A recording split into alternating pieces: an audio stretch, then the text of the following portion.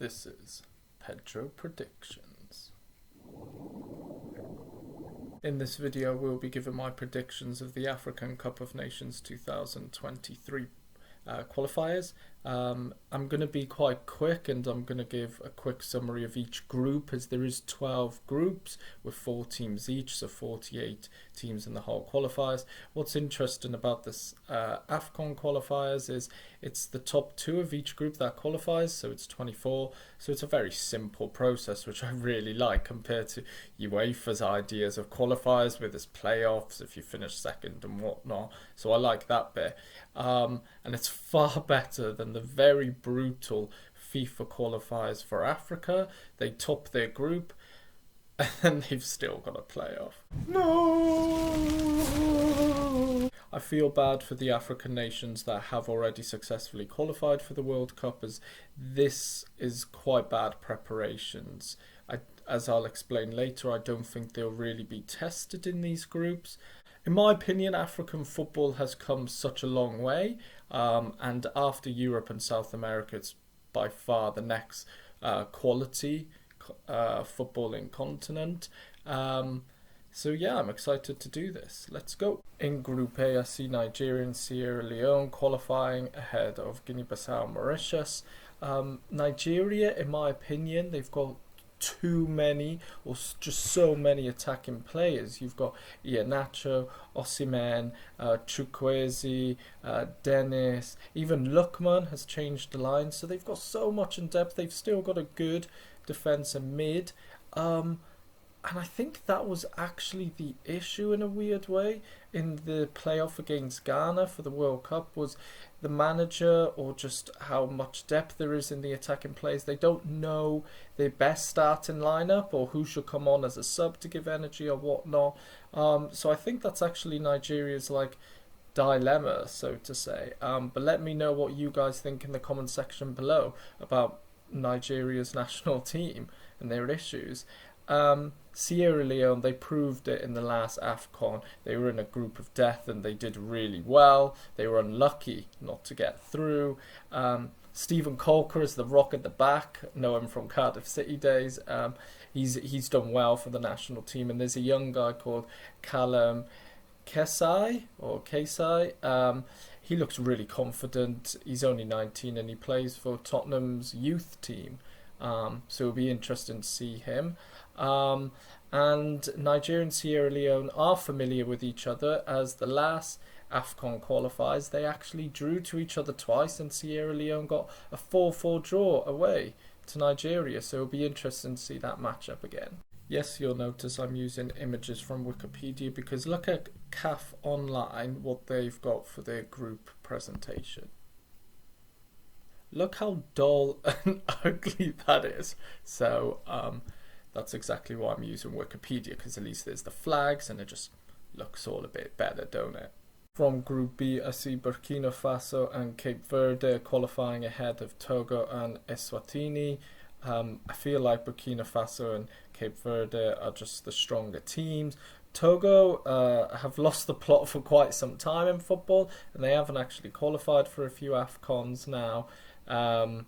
So yeah, one to watch for Burkina Faso is Dango Ouattara. There is many Ouattaras, but Dango, he's a 20-year-old winger who plays for Lorient in France. And he actually scored against Tunisia in the last AFCON in the qualifiers. He just looks really strong. He's confident. He's got pace. He's really fast. So he's one to watch. Group C, I see Cameroon comfortably qualifying, and I would have actually seen Kenya, just Kenya are disqualified.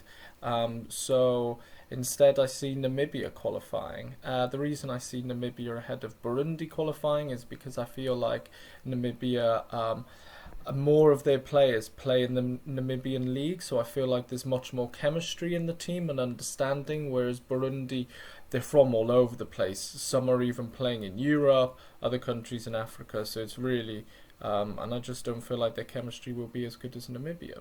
Group D, this is actually going to be a close group, I think, but I do see Egypt and Malawi qualifying ahead of Guinea and Ethiopia. Egypt such a solid squad. I think they did really well the last AFCON. They went through really difficult knockout games just to lose in the final on penalties, and again a few months later for the World Cup playoff, again on penalties to Senegal again. I do think Carlos Queiroz was good for the national side. I know he's very defensive minded, but they looked good under him and they looked very committed. And it's so I do think it's unfortunate they sacked him in like he only had a year or whatnot. But let me know what you guys think in the comment section below about the Egyptian national football team. Malawi, I pipped them ahead of Guinea because of what I saw in the last AFCON tournament. Malawi, they are defensive minded, but they just have more of a coherent game plan. And Guinea, I know they've got star players like Naby Keita, Diawara, Moriba, but I just didn't feel like they were as coherent. Group E, I would see Ghana and Angola qualifying ahead of Madagascar and Central African Republic. The reason I see Angola over Madagascar, I know Madagascar did really well in 2019 AFCON, they got to the quarterfinals, but Angola right now, I feel like they would be able to challenge Ghana more than Madagascar, and at the moment Madagascar's on worse form. From Group F, I see Algeria and Uganda qualifying ahead of Niger and Tanzania. The reason I've picked Uganda is because 2019 AFCON tournament, they actually had a good tournament, got to the round of 16. And I feel like compared to Niger and Tanzania, Uganda would be the most likely to frustrate Algeria. So that's why I picked them to qualify with Algeria. From Group G, I see Mali and Gambia qualifying ahead of Congo and South Sudan. Gambia, they did so well in their debut AFCON tournament, just gone, the 2022 one. And I see them continuing that progress and qualifying for another one consecutively.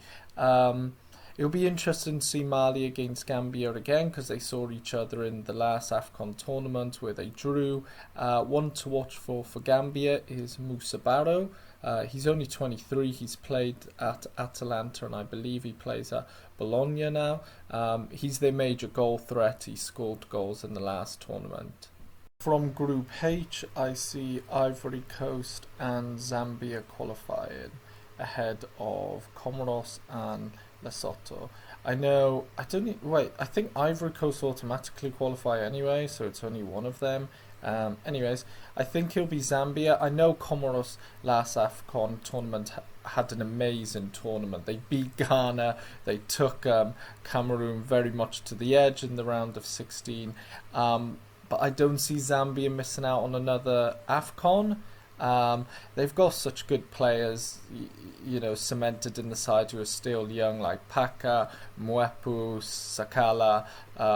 So yeah, I can't imagine Zambia missing out again.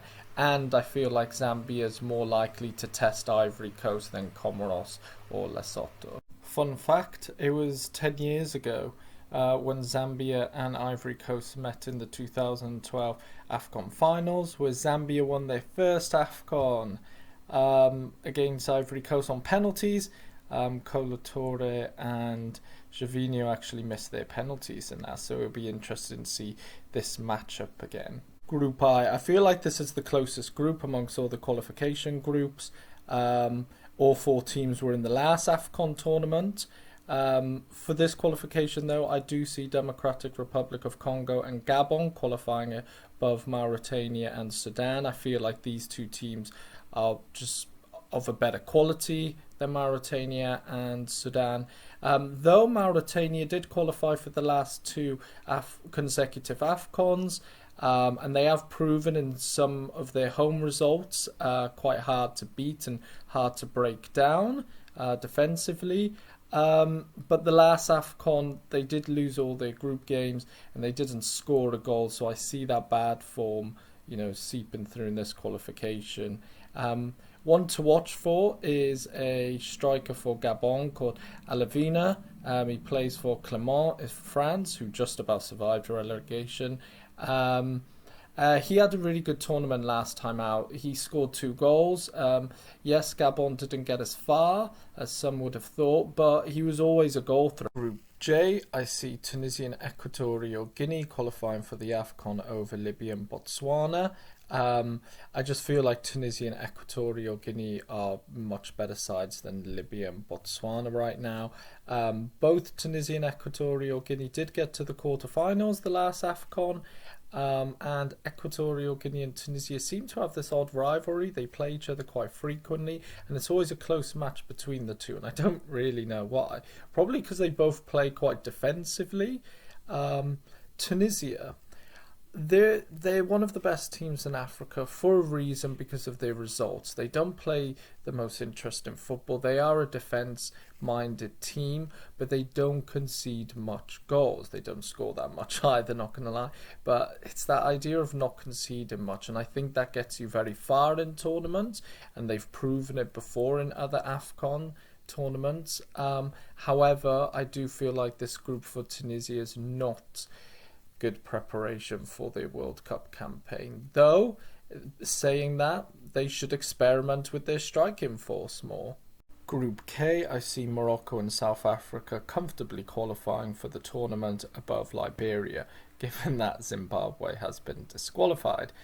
In a weird way, I actually think this is decent preparation for Morocco's World Cup, because South Africa, I believe, was one of the strongest, if not the strongest, from pot 2 in qualifiers. And if I'm correct, because Zimbabwe's been withdrawn, that has left Morocco's September fixtures free.